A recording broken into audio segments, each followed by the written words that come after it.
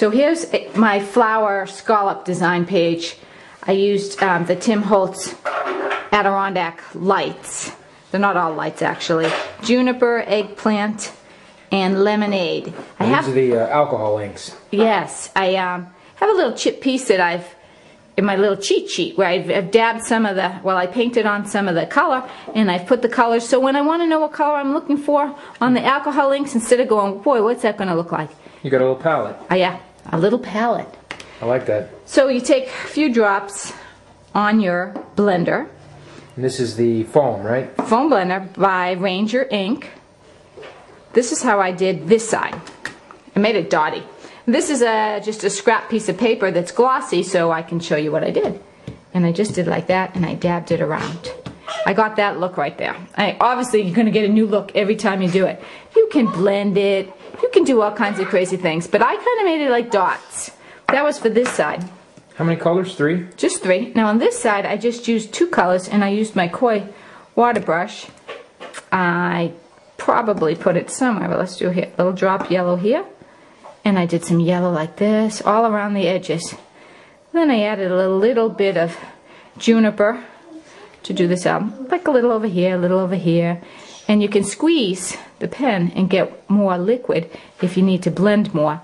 But that's all I did on that page. Now I'm going to finish it off. That's the background. Now you get a lot of people that seem to be scared of purple.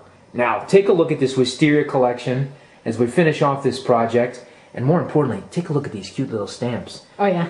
I had to throw those in because they just came in. These are limited edition from one of our favorites, Basic Grey. Good price point.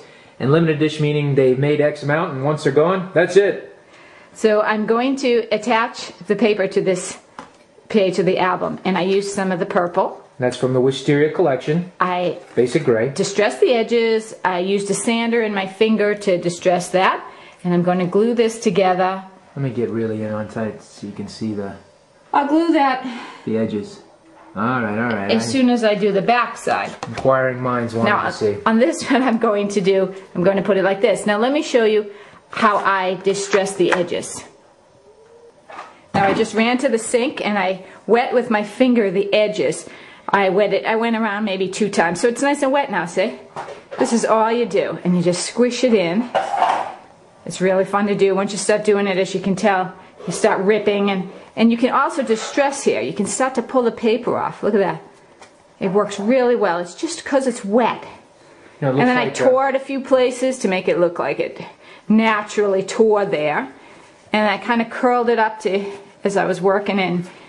You know, you do any kind of technique you want. You can go in even farther. You can do half a circle and make it look wet. And once it dries, it gives that other look. Now you just finish this going all the way around the end, and I'm going to have that look just like that for this page.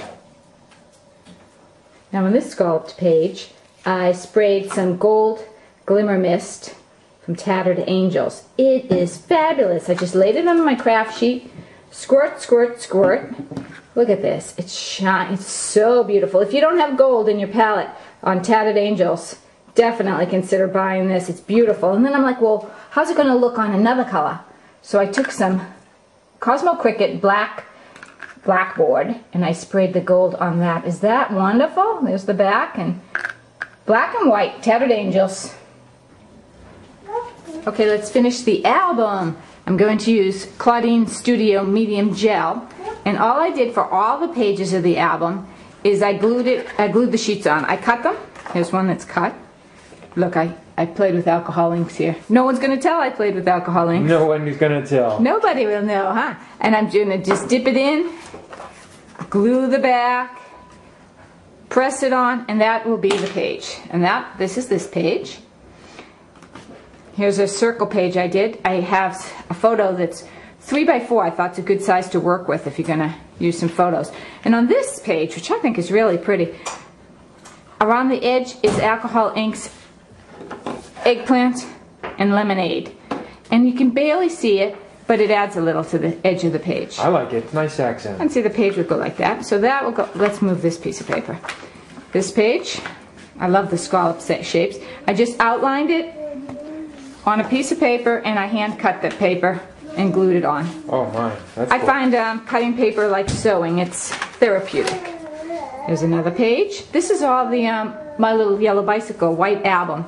And I have some blob on this page, and it doesn't matter at all because I will be using some chip pieces.